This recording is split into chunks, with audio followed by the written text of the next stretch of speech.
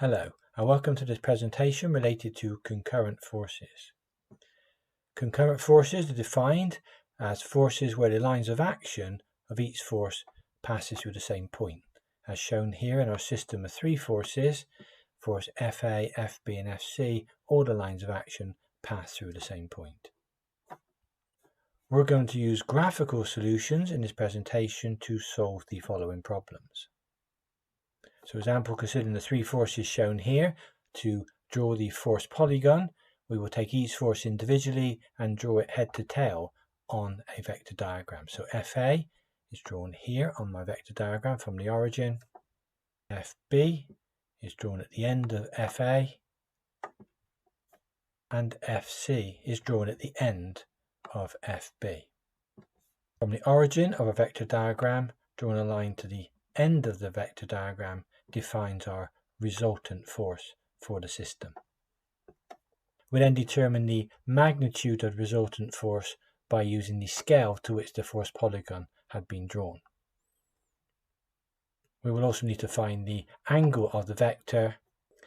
So obviously within this presentation we will need to use a protractor to help us construct our force diagram and measure appropriate angles. Considering this four-force system shown at the eyeball here, again to solve this we will draw a graphical vector diagram, taking the 4 kN force shown here, drawing to scale on the vector diagram. Considering the 5 kN force next, drawing that on our vector diagram. Considering the 3 kN force next, plotting that at the end of the 5 kN force on our vector diagram. And finally drawing the 2 kN force on our vector diagram.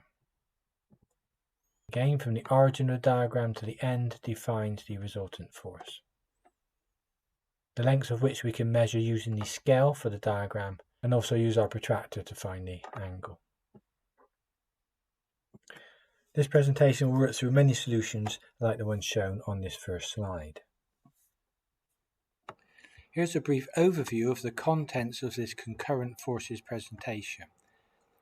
On the left-hand side of the table we have the various topic areas in the presentation, and on the right-hand side we have approximate start times in minutes. The presentation commences by defining various properties and terminology we need to be aware of, as this underpins the work we're going to review in this and other presentations. So we commence by defining scalar properties at 5 minutes into the presentation. This is followed by a definition of vector properties, specifically related to forces in this presentation. Then we review the 4 characteristics of a force.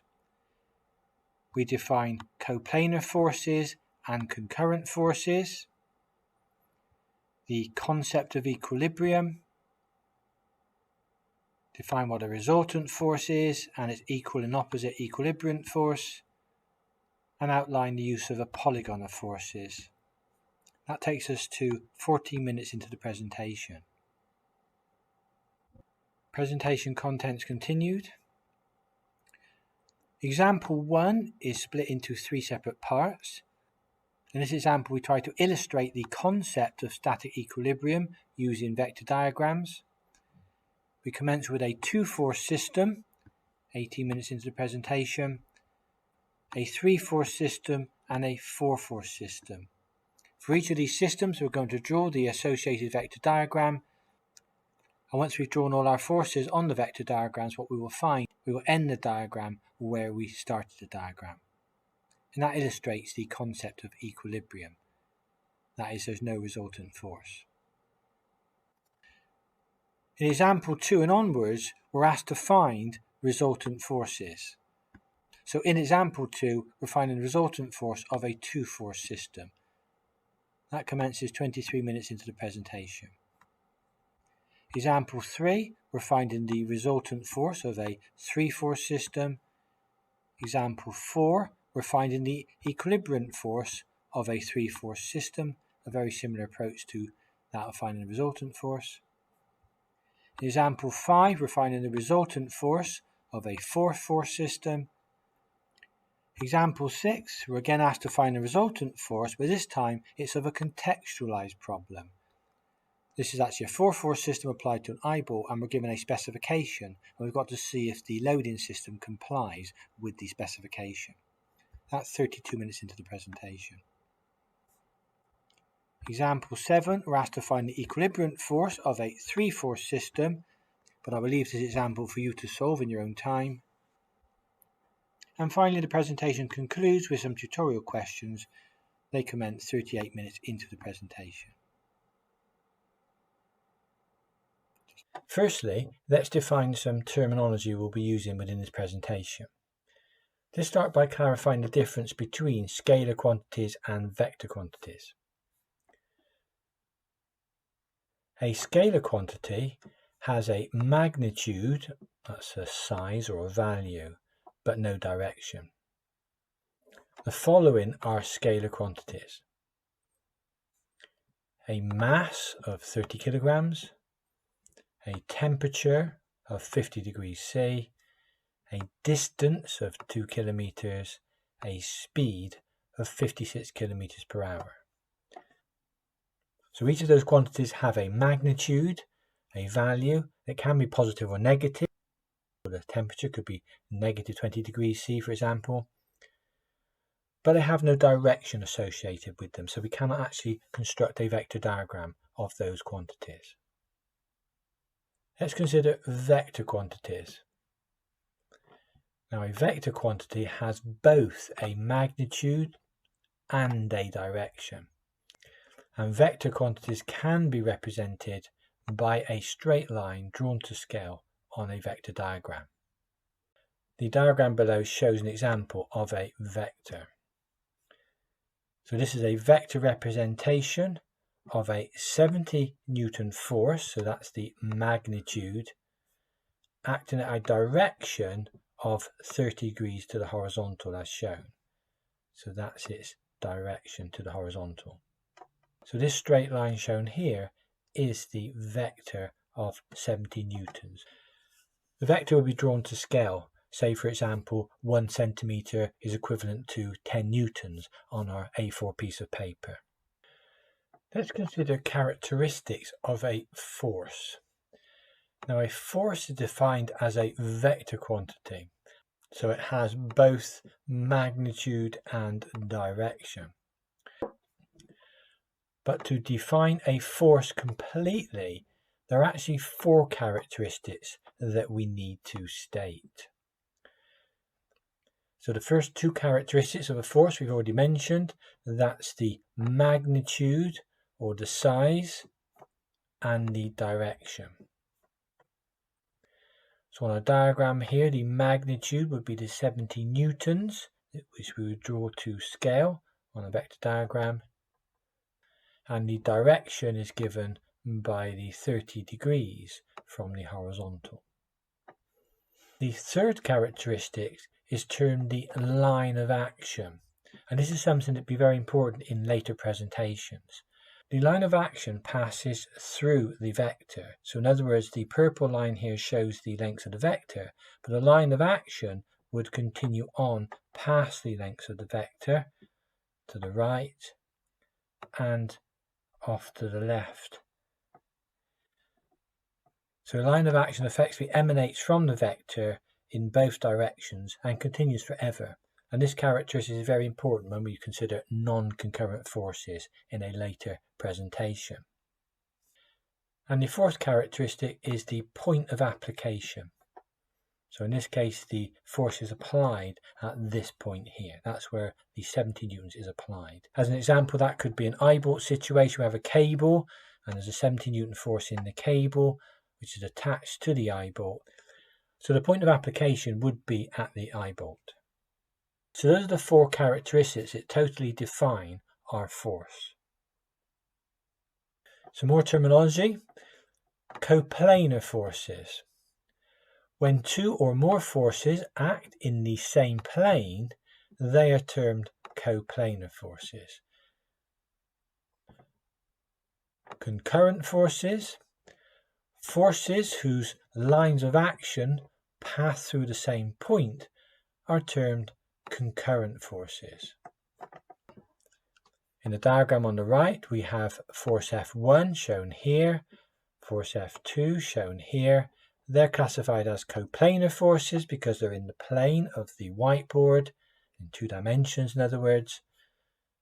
And we can clearly see they're concurrent forces because their lines of action pass through the same point. So forces F1 and F2 are coplanar and concurrent. The concept of equilibrium. A body, which could refer to a car or an aircraft or a table, any physical item really, is considered to be in equilibrium when it shows no tendency to move in any direction, sometimes called translation. So in other words, it doesn't want to move in the X, the Y or the Z directions.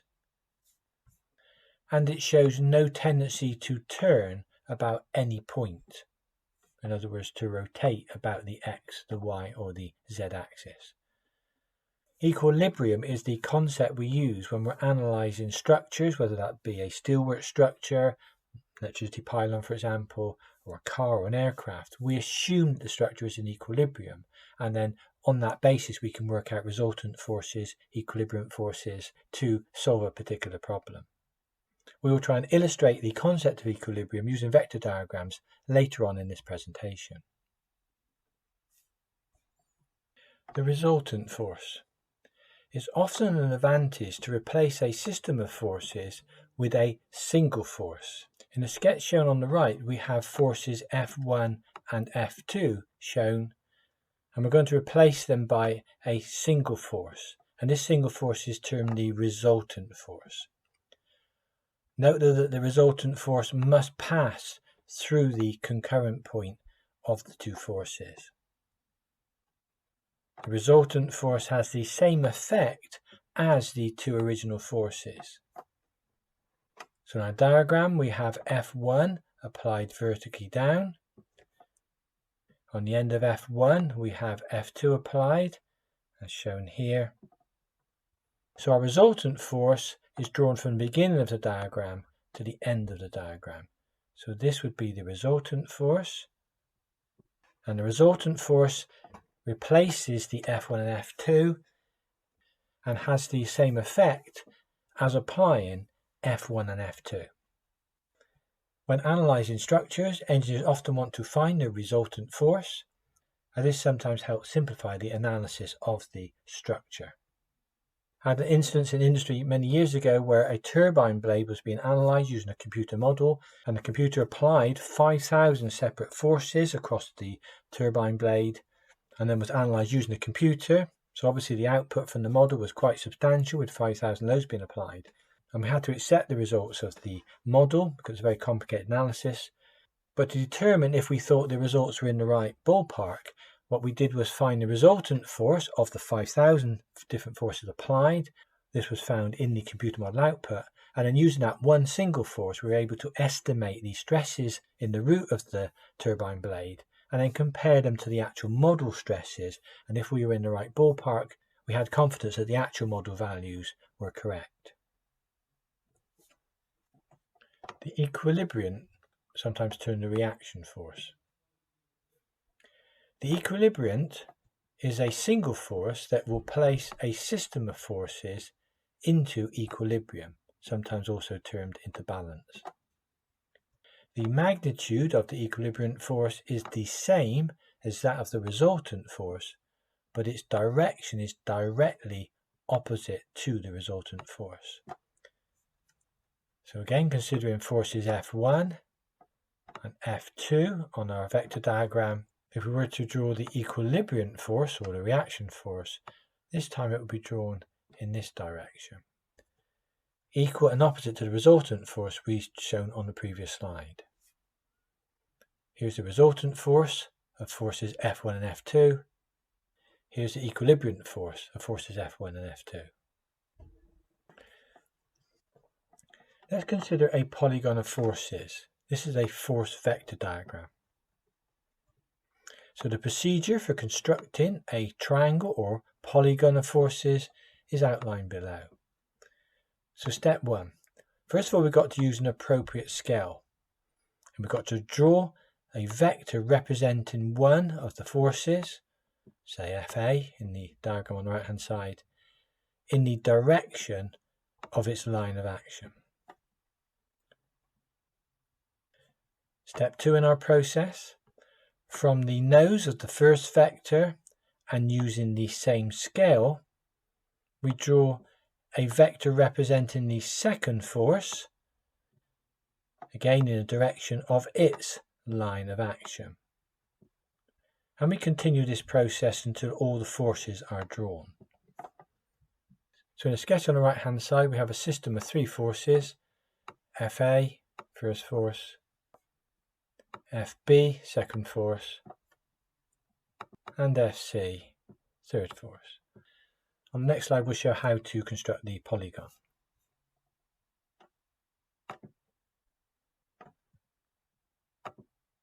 So continue with our process of constructing the polygon. Step 3.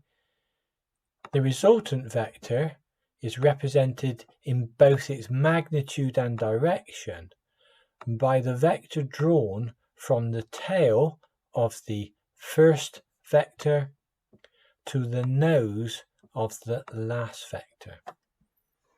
Note on the right hand side we've got a scale, 1 centimetre equivalent to 10 newtons in this case.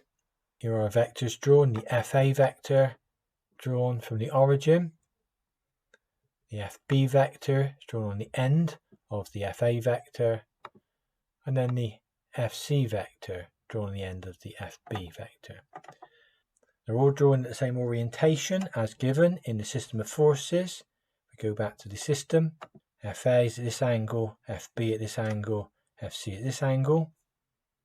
That's what we're showing here, the FA angle, FB angle, FC angle. And then to find the resultant force, we draw a line from the origin to the end of the diagram. So there's a resultant force, often denoted as FR. I should say it doesn't matter which force you start with. I started with force A and then added force B and force C, but I could have started with force B, added force A, added force C. I would have still ended up with the same magnitude and direction of the resultant force. To define the resultant force, we measure the length of the vector drawn using our scale, and using our protractor we would determine the angle theta from either the horizontal or the vertical. That would then define the resultant force in terms of magnitude and direction. And finally, in step 4 of our process, we calculate the equilibrant force, and that's simply equal and opposite to the resultant force drawn on our diagram. The equilibrant force is equal and opposite to the resultant force, Fr. And what you have there is a basic procedure we will use to construct vector diagrams. Let's return to the static equilibrium concept. And example 1 tries to illustrate what this actually means.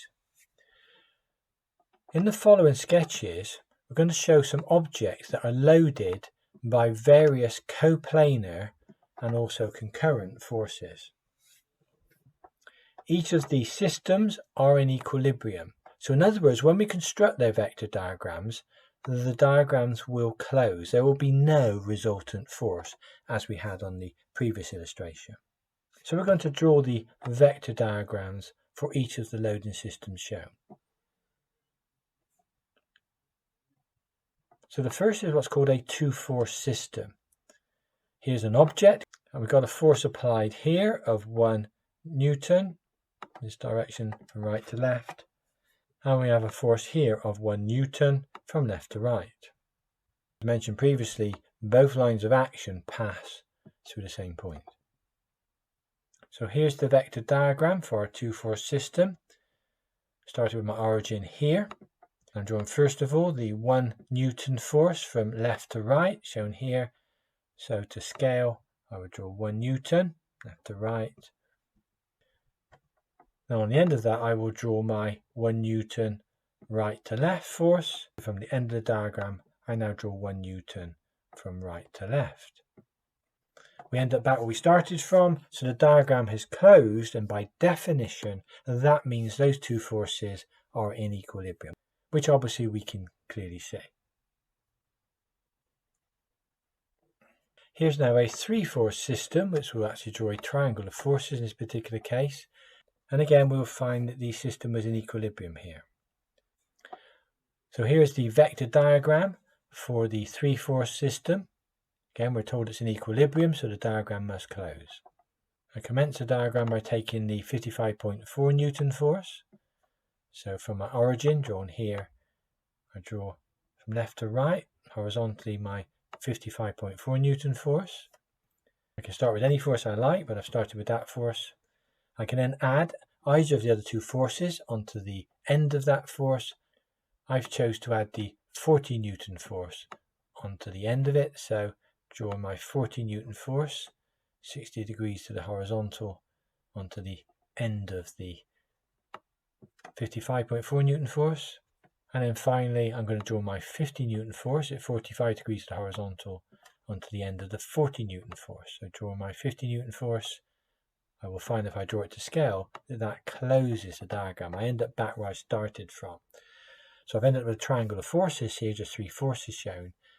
But the diagram has closed, so again I'm in equilibrium. There is no resultant force to consider here.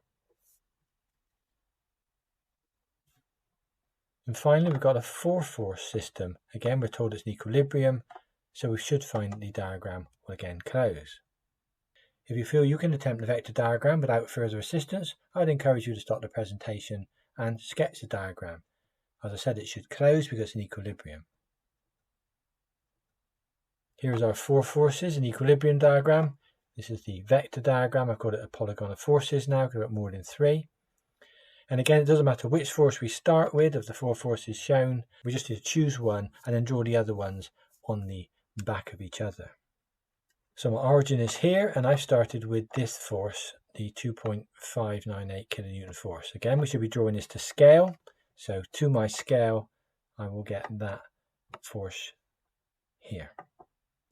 You can now choose whichever force you like. I'm going to choose the 2.5 kilonewton force shown vertically out, so I draw it on the end of the 2.598 kilonewton force. So that's my 2.5 kilonewtons. Again, I can choose whatever force I want from there. I'm going to choose the 3 kilonewton force shown here, drawn on the end of the 2.5 kilonewton force. And finally, I'm going to draw my 4 kilonewton force vertically down. And if I draw this to scale accurately, I should find that the 4 kilonewton force closes the diagram to show that it's in equilibrium again. So that's the concept of equilibrium with regard to polygons of forces, so that they will always close if your structure is in equilibrium.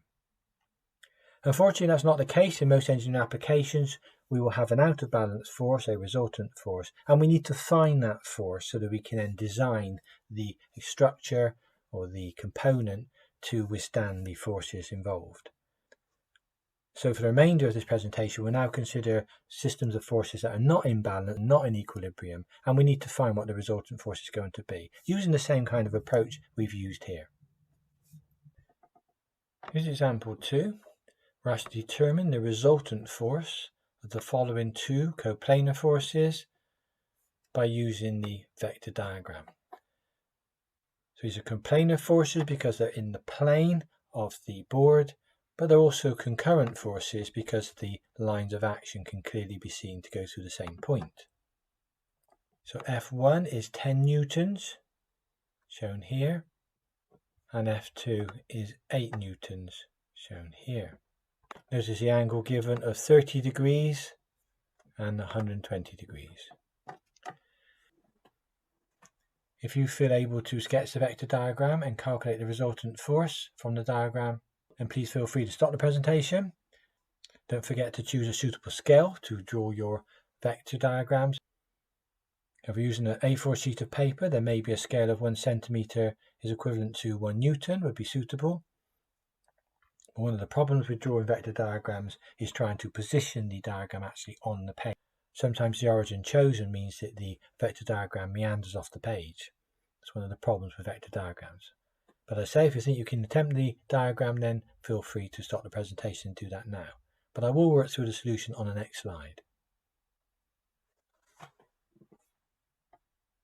Here's example 2. There are two forces involved here. We have our 10 Newton force. We have our 8 Newton force. Here are angles, 30 degrees to the horizontal, 120 degrees between the vectors. So choosing a suitable scale, first thing I do is to define an origin. I'm going to make my origin here. And you can take any of the vectors you like. To start drawing the diagram, I'm going to use the 10 Newton vector, F1. So 30 degrees to horizontal, I will draw my 10 Newton force to a scale. So I'm stating my scale, 1 centimeter is equal to 1 Newton. On the end of the F1 force, I'm now going to draw my F2 force, which is the 8 Newton force.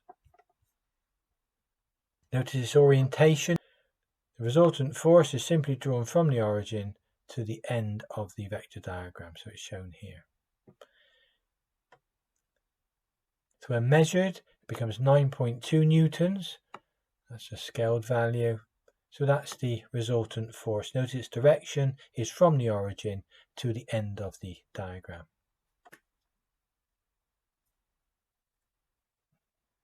Example 3. For the force system shown, we're asked to determine the value of the resultant force in terms of its magnitude and its direction.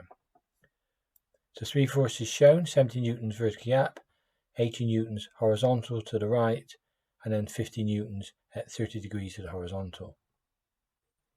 If you think you can attempt this question without further assistance, I'd encourage you to stop the presentation and attempt it now. The answer is shown in the bracket at the bottom.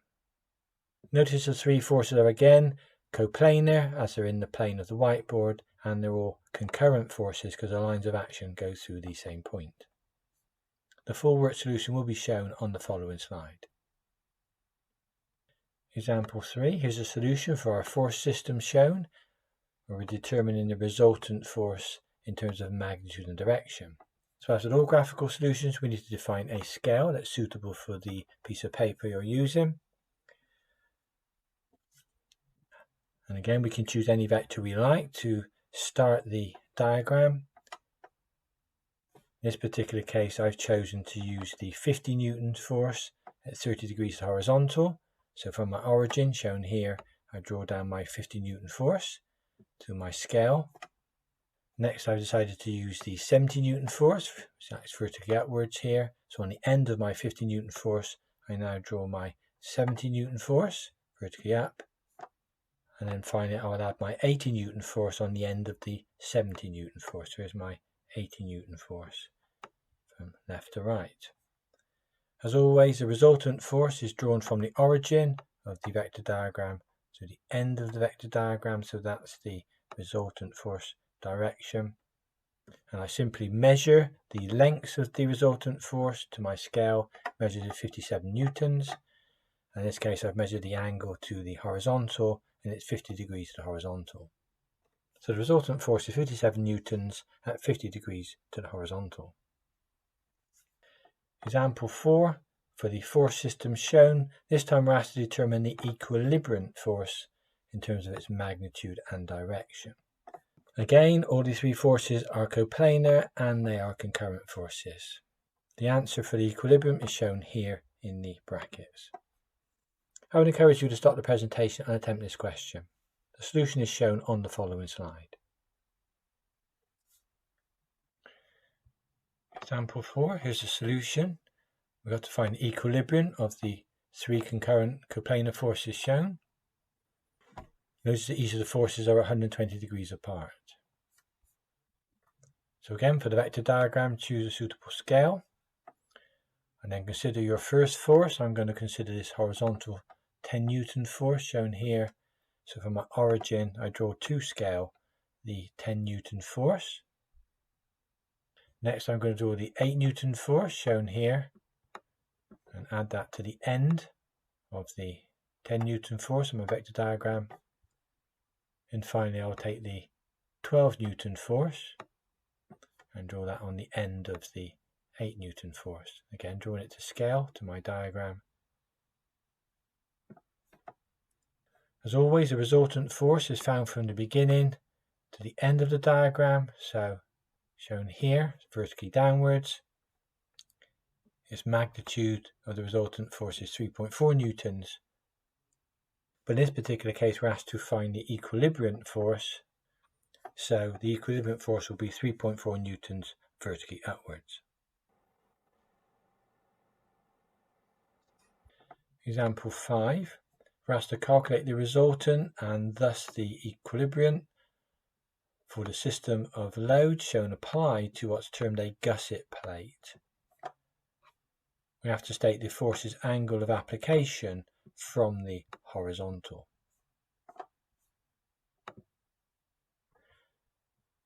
So here are 4 forces: the 80 kilonewton force direction, the 60 kilonewton force direction, the 100 kilonewton force direction, and the 40 kilonewton force direction. Again, they're coplanar forces, two-dimensional forces here, and they're concurrent forces. All their lines of actions, notice drawn here, all go through the same point.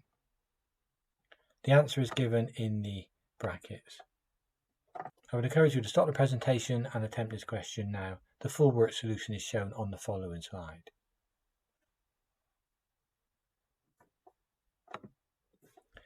Example 5, so we're calculating the resultant and the equilibrant force for our system. So again, choose appropriate scales, as always. On my diagram, from the origin, just over here, I'm going to start by drawing this 80 kilonewton force. So drawing downwards to the appropriate length, so I'm using my scale, hit 30 degrees to the horizontal, I draw my 80 kilonewton force. 30 degrees angle is given in the question here. The next force I'm going to consider is the 60 kilonewton force shown here. So drawn on the end of my 80 kilonewton force, here's the 60 kilonewton force drawn downwards at 60 degrees. And again, the 60 degrees is given in the question. Next, I'm considering the 100 kilonewton force vertically upwards. So from the end of the 60 kilonewton force, I draw upwards my 100 kilonewton force to scale. And finally, I've got my 40 kilonewton force in this direction. So on the end of the 100 kilonewton force, I now draw the 40 kilonewton force. And that's at 40 degrees to the horizontal. As always, the resultant force is measured from the origin to the end of the diagram. And the resultant force measures 134 kilonewtons using my scale and an angle of approximately 14.6 degrees to the horizontal. The final example I will work through is example 6. We're given an eye bolt. It's being designed to restrain 4 cables simultaneously, which apply known forces as shown in the diagram. The eye bolt specification states that the resultant force should not exceed 5 kilonewtons, and the component pulling directly away from the wall in the horizontal sense must be limited to 4 kilonewtons. We've got to determine if the design is considered safe. So we're given in the diagram 4 coplanar concurrent forces, and we've got to find the resultant force. I'd encourage you to stop the presentation and attempt this question. The full work solution is shown on the following slide. Here's example 6 solution. Again, as always, state the appropriate scale to use. So 4 forces applied at the eye bolt. So don't forget, we can start drawing our vector diagram with any vector. I'm starting with the 5 kilonewton vector shown here. That's at 40 degrees to the vertical. So my diagram, starting from the origin, this is my 5 kilonewton vector, drawn here. And that's drawn at 40 degrees to the vertical. Next force I'm going to consider will be the 4 kilonewton force, shown here, and that's at 40 degrees to the horizontal. So on my vector diagram, I draw the 4 kilonewtons, shown here, and that's at 40 degrees to the horizontal. Next I will consider the 2 kilonewton force, shown here, 20 degrees to the vertical, a 2 kilonewton force drawn here, and that's 20 degrees to the vertical. And finally I add my 3 kilonewton force to the diagram, and that's at 30 degrees to the vertical. So draw my 3 kilonewton force on the end of the 2 kilonewton force, and that's also 20 degrees to the vertical. So again, to find the resultant force, I measure from the origin to the end of my diagram. That becomes a resultant force. So from my scale, that's about 4.5 kilonewtons. And if I measure the angle, that's 25 degrees to the horizontal. So in the question, the eyeball specification clearly stated that the resultant force should not exceed 5 kilonewtons. So our 4.5 kilonewtons here does not exceed the specification, so the resultant force is okay. But what about the horizontal component pulling directly away from the wall? That's limited to 4 kilonewtons. So considering the resultant force, if I now measure the horizontal component of the resultant force, in other words that's the horizontal length of my right angled triangle here, that measures 4.1 kilonewtons to my scale.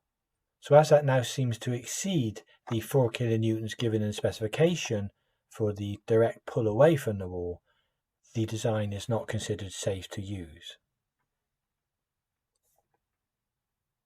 This example sits continued, just an alternative vector diagram I've shown here.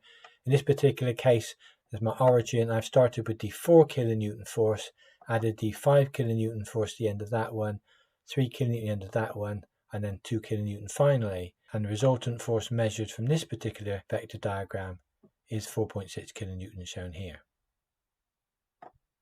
So 4.6 kilonewtons at an angle of 26 degrees from this diagram is very similar to that found from the previous vector diagram, which was 4.5 kilonewtons at 25 degrees horizontal.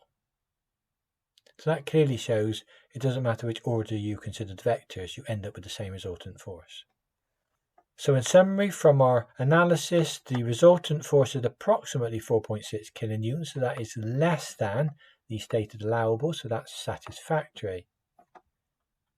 However, the horizontal component that was calculated on the previous slide is slightly in excess of that stated in the question. So overall then the eyebolt must be deemed unsafe to use when subjected to the applied loading.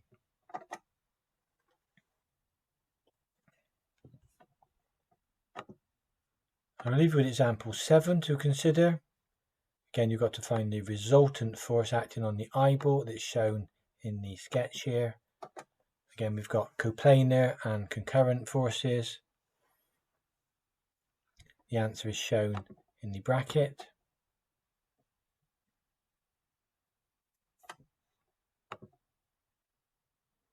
And here are some tutorial questions. Question 1. Context here is a support for a lay steady. Got associated forces shown. There's a 450 Newton applied vertically down, 180 Newton applied from right to left. Got to calculate the resultant force of these two forces. And here are some tutorial questions. Question 1. Context here is a support for a lay steady. Got associated forces shown. There's a 450 Newton applied vertically down, 180 Newton applied from right to left. Got to calculate the resultant force of these two forces and the angle it makes in relation to the horizontal support. Also wants us to state what the magnitude and direction of the equilibrant force is. Here's the resultant force answer here. For reference, this will form a triangle of forces. It actually will be a right-angled triangle in this particular case. I'd encourage you to stop the presentation and attempt this question now, but I will show the full solution on the following slide.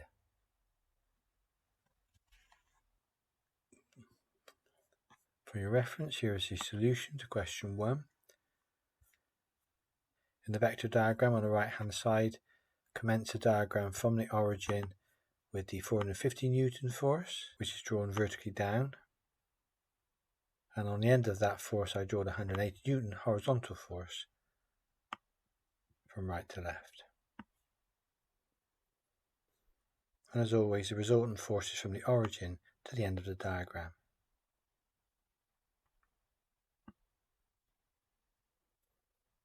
By measurement with the scale used for the vector diagram, the resultant force Fr is around 485 newtons. And the angle to the horizontal is normally 68 degrees. And of course the equilibrant force would be equal and opposite to the resultant force, so of the same magnitude but having this direction. For further reference, the analytical solution is shown here.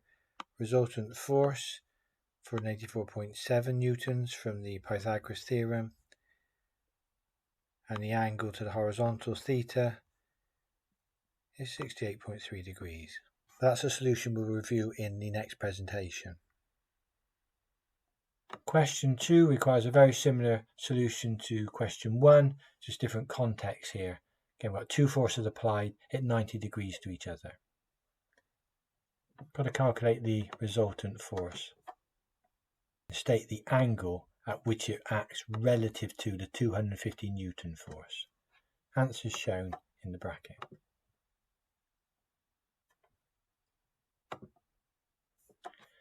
Jump into question 5 here. Got to calculate the magnitude and direction of the resultant force, which will replace the concurrent coplanar forces shown in the sketch. And there are 4 forces shown here. Answers shown in the bracket.